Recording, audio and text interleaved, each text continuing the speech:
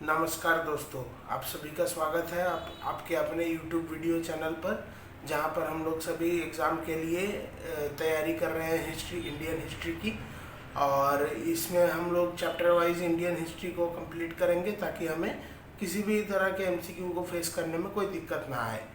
और आप सभी इस चैनल को सब्सक्राइब करें, शेयर करें अपने दोस्तों के साथ, और जो वीडियो पसंद आए उसे लाइक करें। इससे मुझे भी काफ़ी मोटिवेशन मिलेगी और YouTube को भी पता चलेगा कि वीडियोस अच्छा है। तो आइए शुरू करते हैं आज का चैप्टर। तो आज का चैप्टर है some important dynasties of ancient India. This section throws light on some important dynasties in the post Maurya age. Maurya काल के बाद में और गुप्ता काल के पहले जो कुछ इम्पोर्टेंट डायनेस्टीज थी इंडिया की, उसे हम लोग उसके बारे में बात करेंगे इस वीडियो में। तो सबसे पहले आते हैं सुंग डायनेस्टी पे। ये थी 185 BC से लेकर 73 BC तक इसका एग्जिस्टेंस रहा। इसके फाउंडर थे Pushyamitra Sunga. He was the commander in chief of the last Mauryan ruler Brihadratha. और ये जो थे पुष्यमित्र सुंग, ये लास्ट जो मौर्यन रूलर थे बृहद्रथ, उसके कमांडर थे, उसके कमांडर इन चीफ थे, सेनापति थे उनके। और ही किल्ड हिज मास्टर बृहद्रथा। इसने अपने मालिक बृहद्रथ की हत्या कर दी और सिंहासन अपने नाम कर लिया। By caste he was an orthodox Brahmin and performed Ashvamedha yagya. ये जाति से एक ब्राह्मण थे और इन्होंने अश्वमेध यज्ञ भी किया। The Tibetan historian Taranath described him as slayer of Buddhism.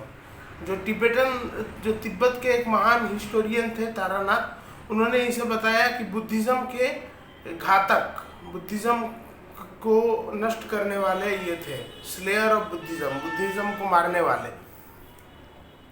He announced in his kingdom that he would give 100 gold coins to the one who brings him a Buddhist monk's head. ये इतने दूर तक चले गए कि इन्होंने अपने राज्य में ये अनाउंस करवा दिया कि जो भी इन्हें एक बौद्ध भिक्षु का सिर लाकर देगा, कटा हुआ सिर लाकर देगा, उसे ये 100 स्वर्ण मुद्राएं देंगे। और ही डिस्ट्रॉयड मेनी स्तूपास, बहुत सारे स्तूपों को नष्ट किया इन्होंने। इन हिज टाइम पीरियड ब्राह्मण रिलीजन वाज अपलिफ्टेड। इनके कार्यकाल में ब्राह्मण धर्म को बहुत उत्थान मिला। और the greatest grammarian Patanjali was in his court. जो आपने नाम सुना होगा पतंजलि कई बार, ये ग्रेटेस्ट ग्रामरियन थे संस्कृत के सबसे बड़े जो ग्रामरियन का मतलब आप क्या कह सकते हैं, जो उसके ग्रामर को, उसके जो शब्दावली है, नियमावली है, उसको जो बनाते हैं, वो ग्रेटेस्ट ग्रामरियन पतंजलि थे इनके कोर्ट में, जिन्होंने पतंजलि ने एक किताब लिखी महाभाष्य। ये आप याद रख ले, ये एग्जाम में पूछा जाता है कि पतंजलि ने कौन सी किताब लिखी, तो इसका आंसर होगा Mahabhashya. He was succeeded by his son Agnimitra, the hero of Kalidasa's drama Malvika Agnimitra. तो इसके बाद पुष्यमित्र के बाद इसके बेटे जो अग्निमित्र थे वो राजा बने। और वो कालिदास का जो ड्रामा था, एक कालिदास का नाटक है मालविका अग्निमित्रम, तो उसके जो हीरो थे वो थे अग्निमित्र, उसके नायक थे Agnimitra. Another important of this ruler was Bhagabhadra. एक और जो इम्पोर्टेंट रूलर थे इस डायनेस्टी के, वो थे Bhagabhadra. During his time period a pillar was set up in the honour of Vishnu by Heliodorus at Vidisha at Besnagar MP। जो भागभद्र के समय में एक स्तंभ का निर्माण किया गया था विष्णु के नाम पे, Heliodorus. Heliodorus was the ambassador of Taxila. Heliodorus Taxila के राजदूत थे। तो उनके द्वारा एक विदिशा, जो कि बेसनगर MP में है, मध्य प्रदेश में, तो वहाँ पे एक पिलर का, एक स्तंभ का निर्माण किया गया था विष्णु के ऑनर में। Devabhuti was the last ruler of this dynasty. He was killed by Vasudeva who was his minister and the one who founded Kanva dynasty. Devabhuti जो थे वो इस डायनेस्टी के आखिरी रूलर थे। He was killed by Vasudev के द्वारा उनकी हत्या कर दी गई। वॉज हिज मिनिस्टर, जो उनके मंत्री थे वासुदेव, तो उनके मंत्री वासुदेव द्वारा उनकी हत्या कर दी गई देवभूति की। और वासुदेव ने कण्व डायनेस्टी का शिला स्तंभ रखा। The last ruler of Kanva dynasty और Susharma who was killed by Simuka. और कण्व डायनेस्टी के जो आखिरी रूलर थे वो थे सुशर्मा, जिन्हें सिमुक ने मार डाला और सिमुक ने गद्दी अपने नाम कर ली। अब आते हैं हम लोग सतवाहन डायनेस्टी पर। ये इसका एग्जिस्टेंस था 60 BC से लेकर 225 AD तक। इसके फाउंडर थे सिमुका, जो हमने देखा कि जिसने सुशर्मा की हत्या करके राजगद्दी प्राप्त की। कण्व डायनेस्टी के जो आखिरी रूलर थे सुशर्मा, उनकी हत्या कर दी सिमुक ने और सतवाहन डायनेस्टी फाउंड की। तो सतवाहन डायनेस्टी के फाउंडर बहुत बार बहुत से प्रश्नों में पूछा जाता है, तो याद कर लें, इसके फाउंडर है Simuka. They were also known as Andhras और आंध्र जातीय। इन्हें आंध्रज या आंध्र जातीय भी कहते थे, क्योंकि पुराणों में जो आंध्र का उल्लेख मिलता है ये उस जगह से थे। इनकी कैपिटल थी प्रतिष्ठान में। प्रतिष्ठान है औरंगाबाद, महाराष्ट्र में। The next ruler was Kanha. जो अगले रूलर थे उनका नाम था Kanha. Then came Shri Satakarni who was the son of Simuka. So Simuk के बेटे श्री सतकर्णी फिर गद्दी पे आते हैं। His queen was Naganika who belong to Naga dynasty. Naganika इनकी रानी थी श्री सतकर्णी की, जो नाग डायनेस्टी को बिलोंग करती थी। ही परफॉर्म 2 अश्वमेध सेक्रीफाइसेस। इन्होंने 2 अश्वमेध यज्ञ किए श्री सतकर्णी ने। और उसके बाद आते हैं हाला। ही was a great poet and pattern of art and literature.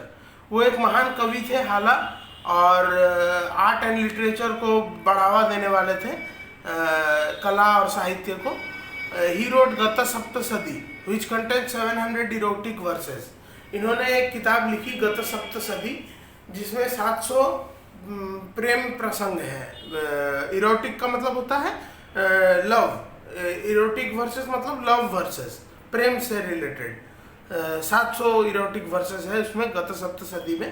तो ये भी कई बार क्वेश्चन में आ जाता है कि गत सप्तशती किसने लिखी, तो इसका आंसर होगा हाला। फिर आते हैं हम गौतमी पुत्र सतकर्णी पे। ही was the greatest ruler of this dynasty.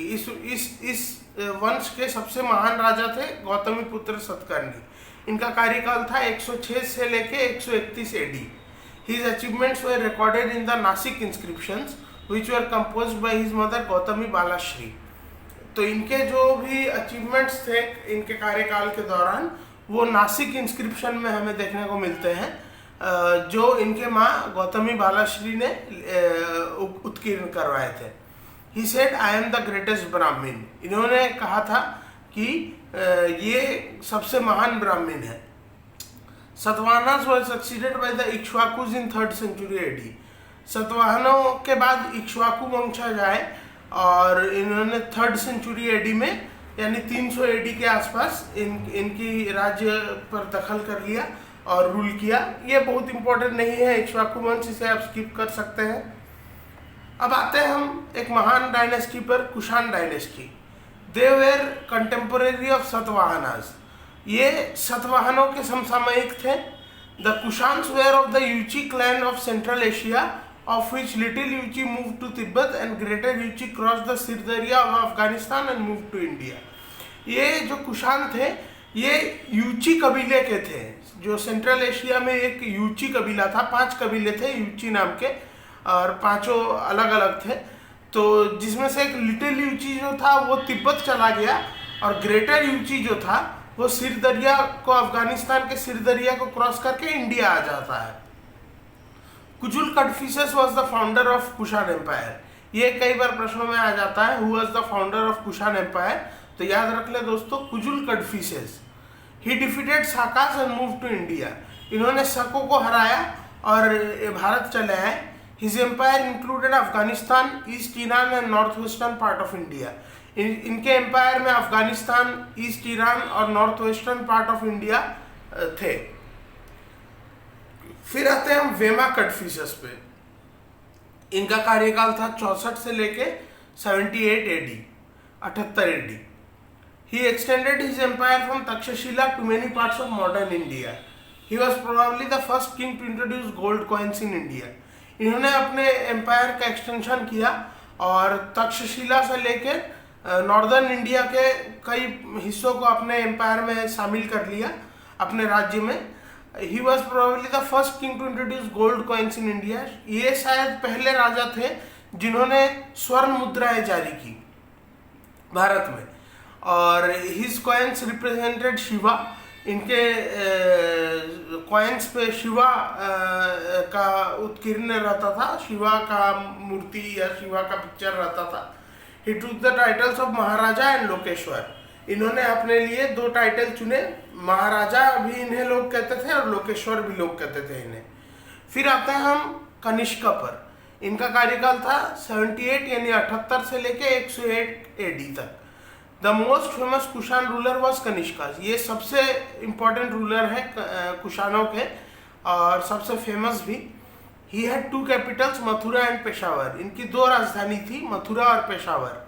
His empire included Afghanistan, Sindh, Gujarat, Rajasthan, Punjab, UP and parts of China.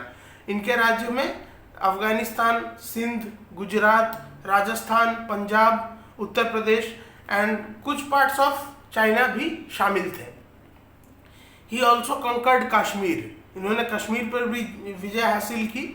He was a staunch follower of Buddhism. ये बुद्धिज्म के बहुत बड़े प्रतिपालक थे और उन्हें फॉलो करने वाले थे बुद्धिज्म को। He constructed a stupa at Purushpur. Purushpur हम लोग पेशावर को कहते हैं जो आज के डेट में पाकिस्तान में है। तो इन्होंने वहाँ पे एक स्तूपा बनाया पुरुषपुर में। He was actually the founder of Peshawar. यही फाउंडर थे पेशावर के। पहली बार पेशावर शहर इन्होंने ही बसाया, तो उसे उस समय पुरुषपुर कहते थे। During his time period 2 schools of art develop. इनके समय काल में ही जो हम लोग 2 स्कूल्स ऑफ आर्ट के बारे में इंडियन हिस्ट्री में पढ़ते हैं, जानते हैं कि मथुरा स्कूल ऑफ आर्ट और गांधार स्कूल ऑफ आर्ट, जो 2 डिफरेंट स्कूल्स ऑफ आर्ट थे, इनके कार्यकाल में ही डेवलप हुए। तो मथुरा स्कूल ऑफ आर्ट के बारे में देख लेते हैं। इसमें क्या होता था, the statue of Buddha was made in red sandstone and most of the statues were in standing position.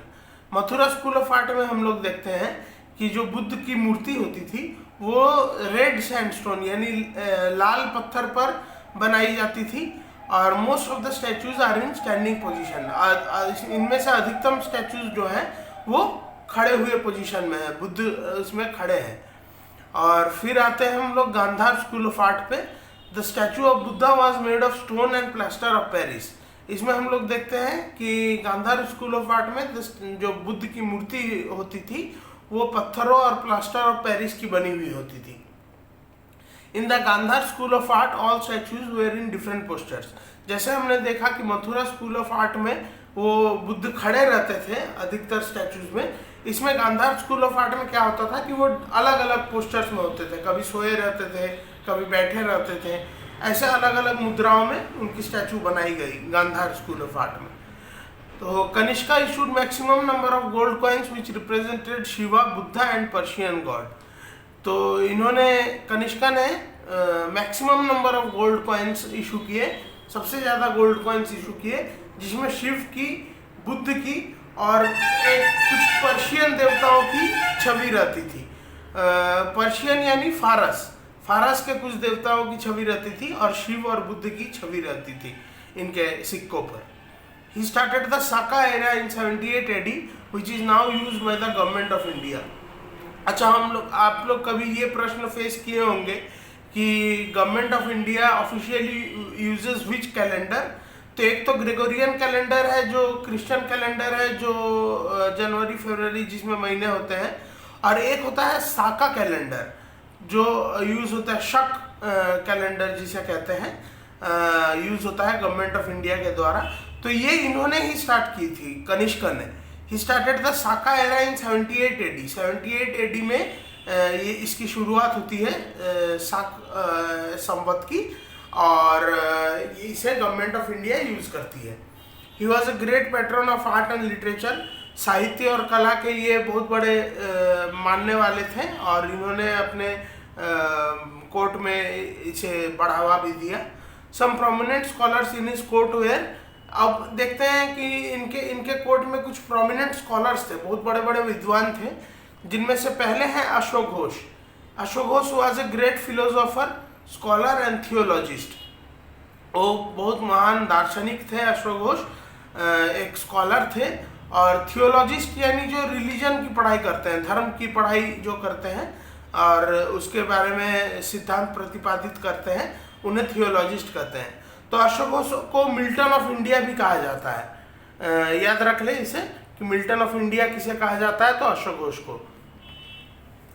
Buddha Charitra, Sarvaputra Prakaran and Saundarananda are the books written by him. Ashok Ghosh ने 3 किताबें लिखी, जो जिनमें से पहला है बुद्ध चरित्र, फिर है सर्वपुत्र प्रकरण और सौंदर्यानंदा। तो ये इन तीनों किताबों के नाम को याद कर ले, बुद्ध चरित्र, सर्वपुत्र प्रकरण और सौंदर्यानंदा। ये 3 किताबें अशोक घोष ने लिखी।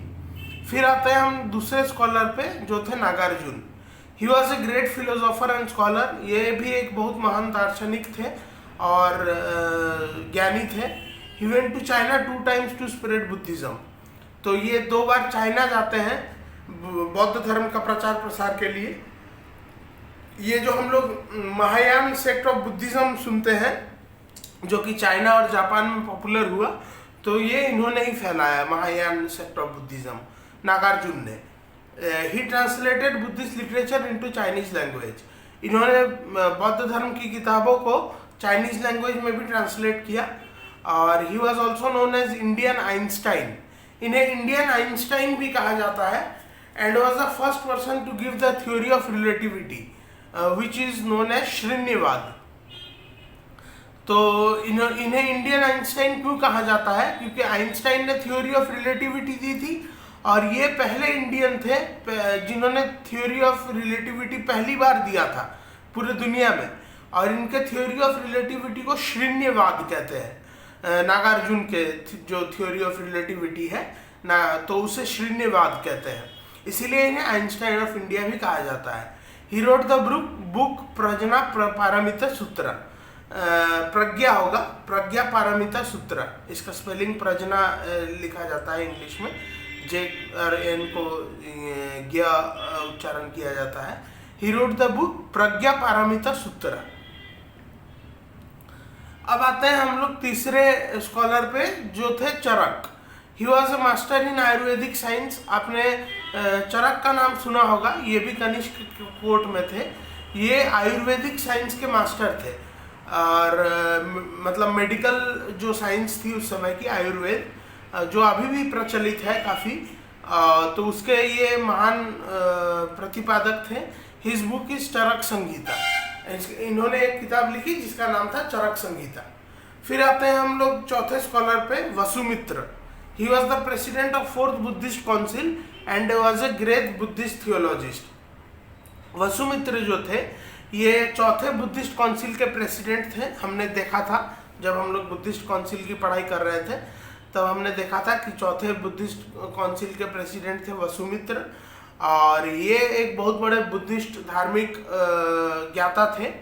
ही रोट द बुक महाविभाष शास्त्र। इन्होंने एक किताब लिखी महाविभाष शास्त्र। The last Kushan ruler was Vasudev one. आखिरी कुषाण रूलर वासुदेव वन है।